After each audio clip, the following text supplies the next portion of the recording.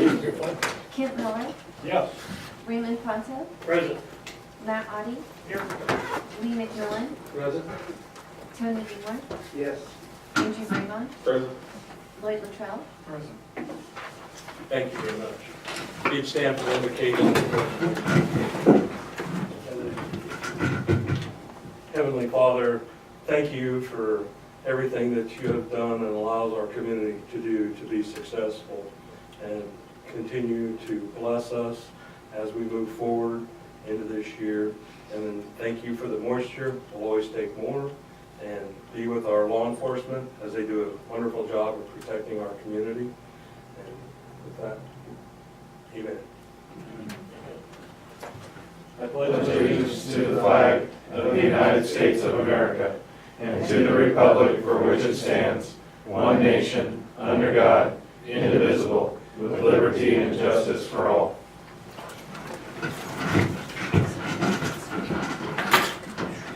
Andrew, do you have anything? Again, just glad to see that East Main's looking great and almost ready to be open, and then the parking lot at the baseball field, good to see that finishing up too. Yeah, it looks nice. Sure. Thank you. Tony? Not really, they're just working her tails off to get her opened up here tonight. I mean, there's a lot of commotion going on out there. Oh, that's nice. It will be to change the entrance going into our community from that direction, for sure. Raymond? Yes, I do. I have two things. First off, I would like to thank the city for the time and effort that they put in to put the flags up on our holidays. And it looks very nice to drive around town and see all those flags up. And I would encourage everybody to fly their flag on their front porch or back porch or wherever. Also, I had the fortune to have my 3 granddaughters stay with me a week ago.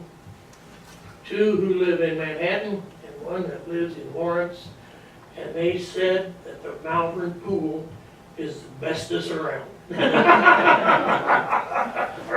The Beloit pool, I'm sorry. Well, thank you.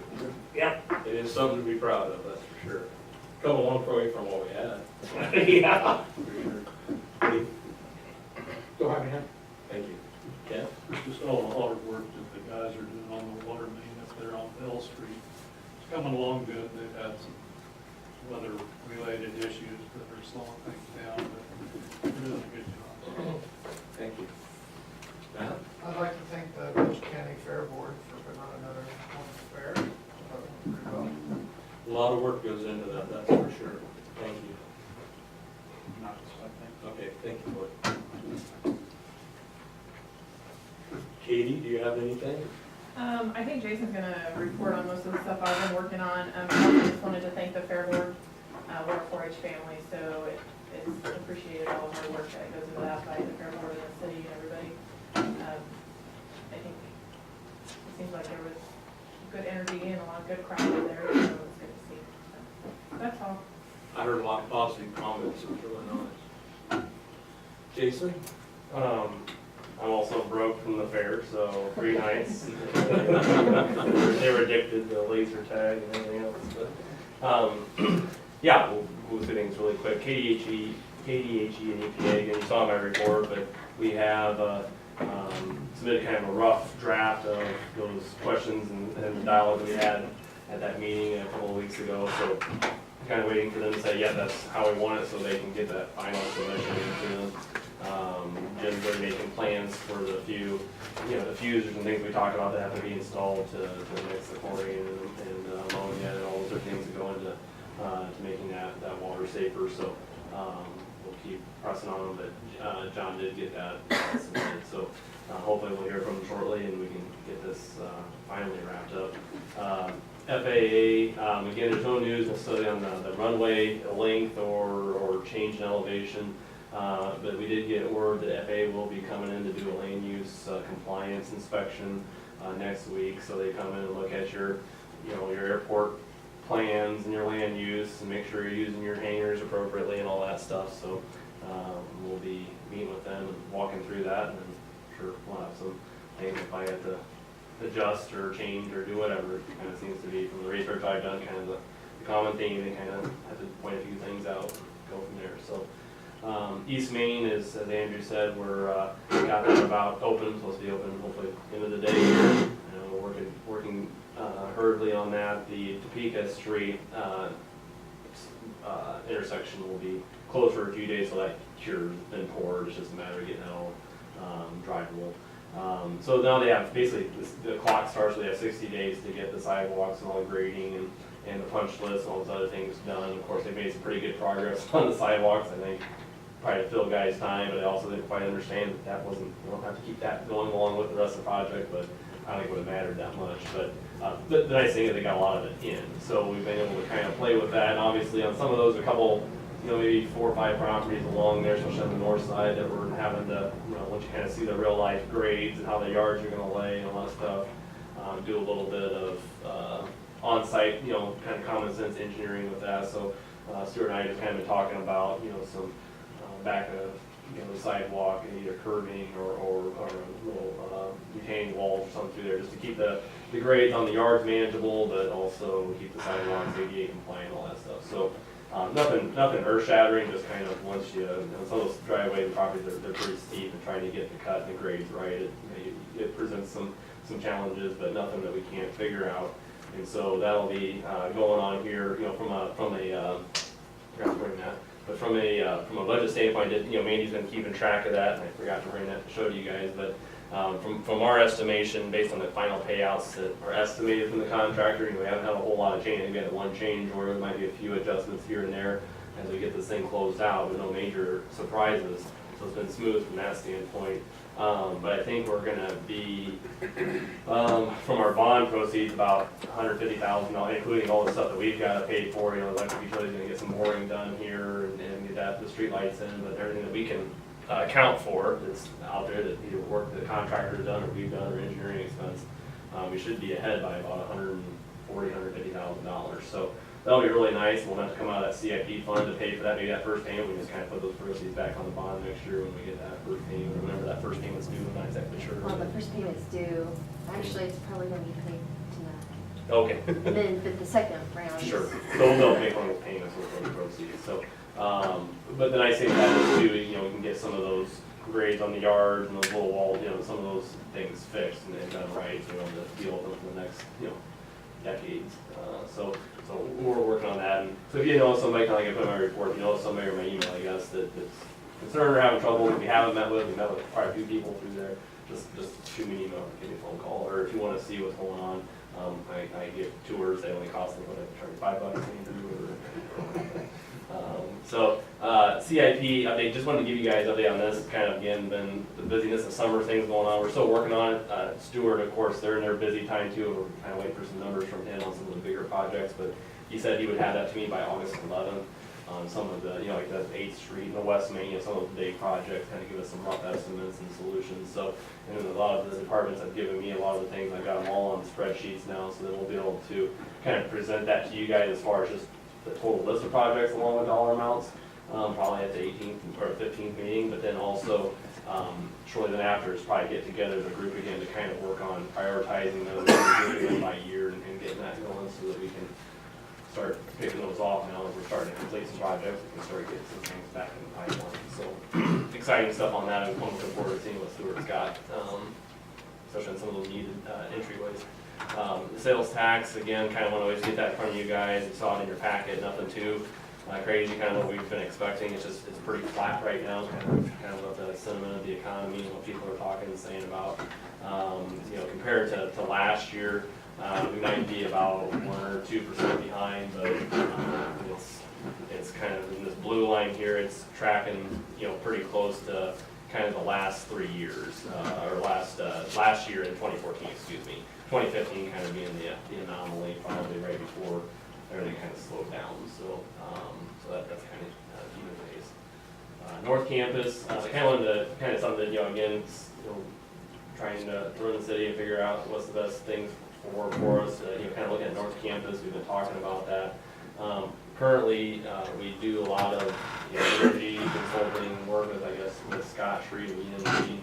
And he's also capable, they got some people that they can go in and kind of figure out what's the market for the boiler, kind of do an energy assessment on, you know, HVAC conversion on all those buildings that we have up here. And kind of like I told you guys earlier, I'd rather get a professional opinion and have it put together and spend a couple $1,000s to have it done than try to guess on something that big of a project. I mean, we're probably talking several $100,000 trying to figure out, is it worth it, does it pay? Obviously, we're paying a lot in utilities and in manpower, so I think it would be money well spent to have him, you know, put that together, because they're gonna know what units and the SEER ratings and how that's all gonna work, I think, to get that for us, so we can make an informed decision. So I'm going to engage them on that to get that done, because I'd really like to get that ball rolling, because it just, it's, the boiler, for example, I mean, it's even within this off-season, we've had a few issues with it, and it's just thousands of dollars every time they gotta come out and touch it. You know, somebody's gotta come all the way from, I don't know, Wichita or Topeka or wherever to look at it. So, something we wanna try to get off our plate, I think, while it's still valuable.